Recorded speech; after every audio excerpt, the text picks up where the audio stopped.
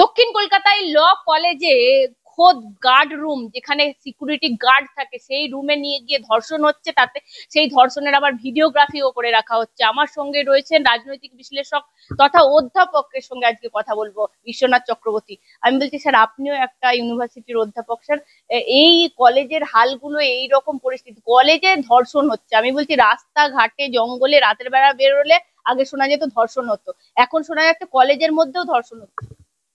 না দেখো, মানে এটা কিন্তু আলাদা করে যারা দেখছেন তারা খুব ভুল করবেন। এটা সরাসরি রাজ্যে যে শাসন ব্যবস্থা চলছে, সেই রাজ্যের শাসন ব্যবস্থার সামগ্রিক যে রূপ, তার থেকে কিন্তু এসেছে। আমি দেখছিলাম জয়প্রকাশ মজুমদার বলছেন সমাজের অবক্ষয়, বিরোধীরা কেন এটা নিয়ে রাজনীতি করছে। সমাজের অবক্ষয় নয়, অবক্ষয় করা হয়েছে সমাজকে। আমি তোমার চ্যানেলেই বলেছি, এই সমাজটাকে তৃণমূল কংগ্রেস ক্রিমিনালাইজ করেছে এবং একই সাথে লুম্পেনাইজ করেছে। তৃণমূল এই যে সমাজকে ক্রিমিনালাইজেশন এবং লুম্পেনাইজেশনের জায়গায় নিয়ে গেছে, আমি বলছি এই রাজনৈতিক সংস্কৃতি থেকেই কিন্তু কলেজে কলেজে যে দাদাগিরি চলে। তৃণমূল কংগ্রেস কি মানে করে, যে কোনো লোকের ওরা মনে করে আমরা শাসন করি, মানে আমরা যে কোনো মানুষের দেহ এবং মনের উপর নিয়ন্ত্রণ নিতে পারি। তৃণমূল কংগ্রেস বিরোধী রাজনৈতিক দলের ক্ষেত্রেও তো একই প্রযোজ্য। মনে করে যে এরা, মানে আমরা শাসক, এরা গোলাম, মধ্যযুগের গোলাম। এই ভাবনাটা তৃণমূলের সর্বোচ্চ পর্যায় থেকে আসছে। আমি শাসন করব মানে আমি অ্যাবসলিউট, মানে প্লিজ একটু বলতে দাও, আমায় একটু বলতে দাও। অ্যাবসলিউট শাসনটা করতে চাইছে। অ্যাবসলিউট শাসনটা কি?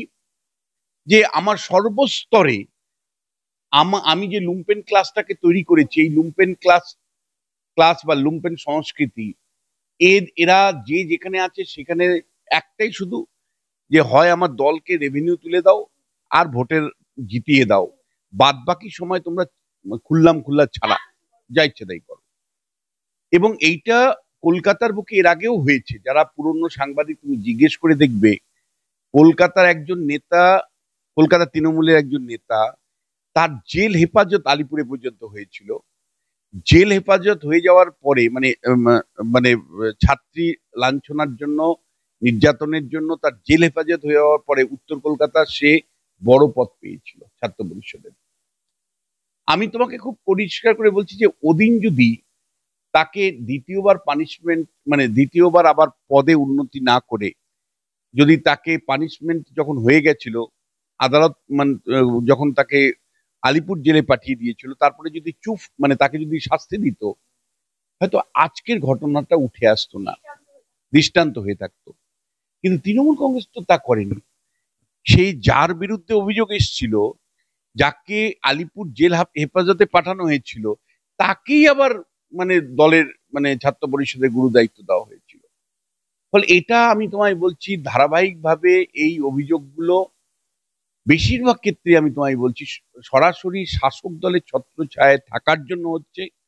এবং তুমি আমাকে তিনটে, আমি তোমায় বলছি যে ল কলেজে ঘটনাটা ঘটেছে, বিকেল 6টার মধ্যে কলেজটা বন্ধ হয়ে যাওয়ার কথা, রাত্রি 10টা পর্যন্ত। এক নম্বর হলো রাত্রি 10টার পর্যন্ত কি হলো, কেন গেল? একটা মেয়ে রাত্রি 10টা পর্যন্ত তাকে আটকে রাখা হয়েছে, কেন ব্যবস্থা নিতে পারলো না? দুই হলো, যে গার্ড রক্ষা করার কথা, সেই গার্ড রুমে নিয়ে এই নির্যাতনটা মেয়েটাকে করা হলো।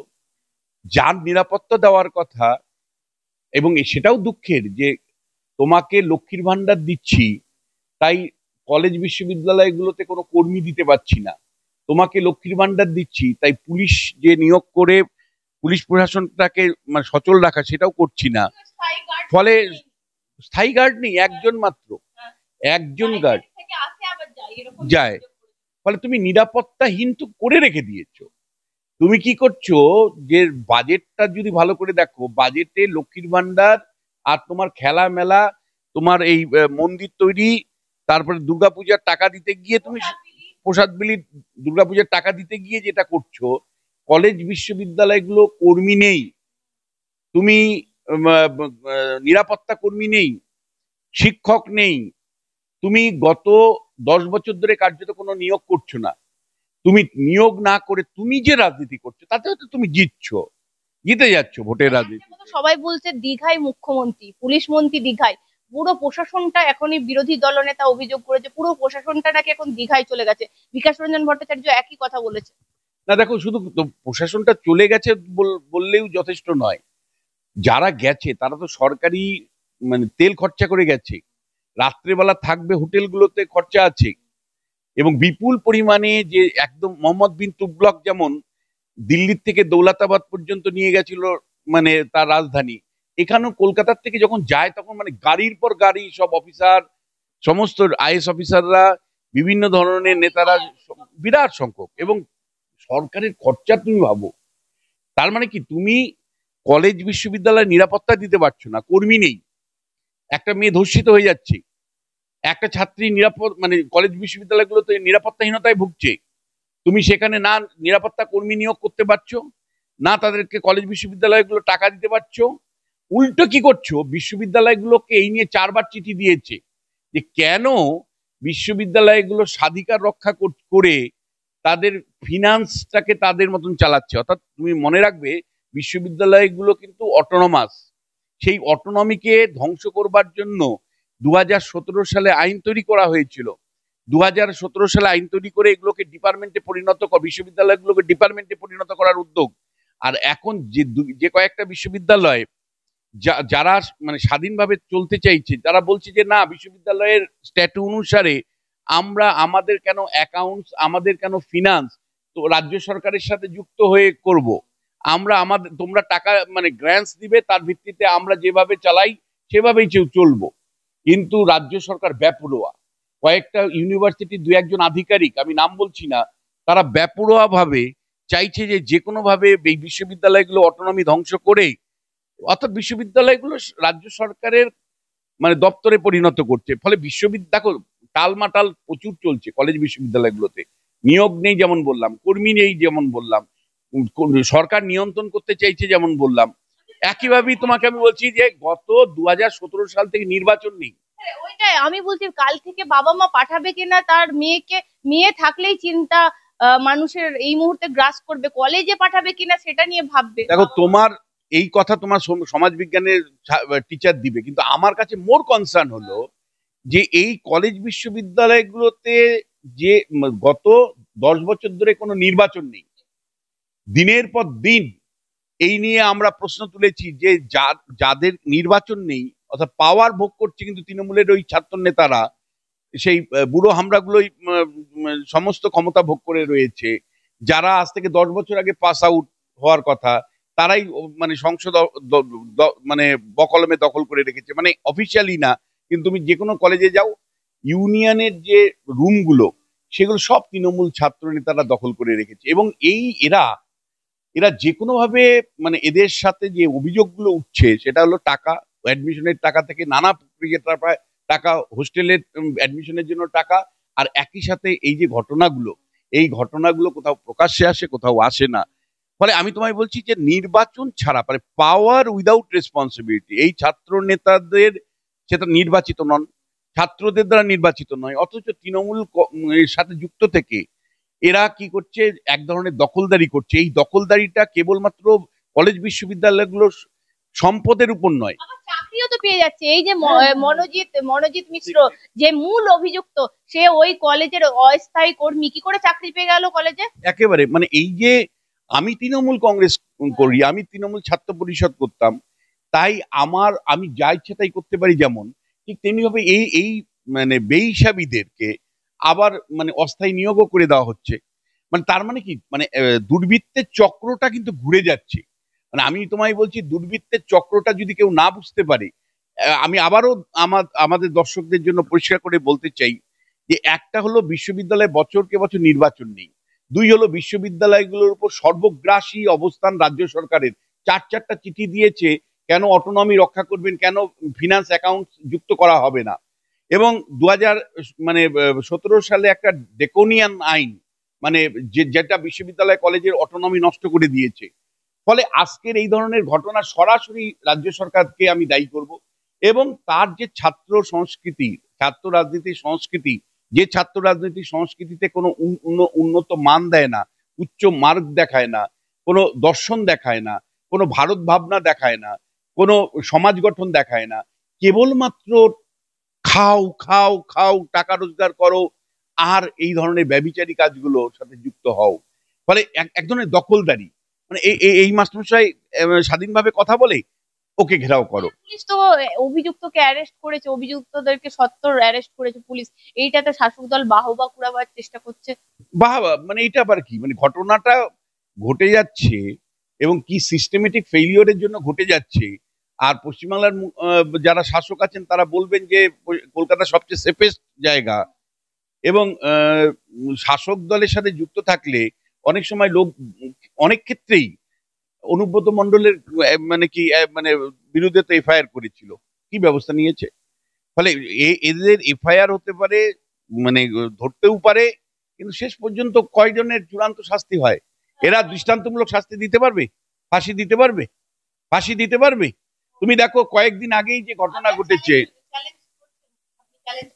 আমি তো বলছি তো যে ফাঁসি দিতে পারবে। এবং দেখো, একই ঘটনা আরজি করে আমরা দেখেছি যে কলকাতার বুকে একটি হাসপাতালে কর্মরত একজন ডাক্তার বাবুকে যেভাবে প্রথমে রেপ, তারপরে মার্ডার করা হয়েছে, এবং সেখানে কেবলমাত্র ধামা চাপা দেওয়ার উদ্যোগ আমরা দেখেছি।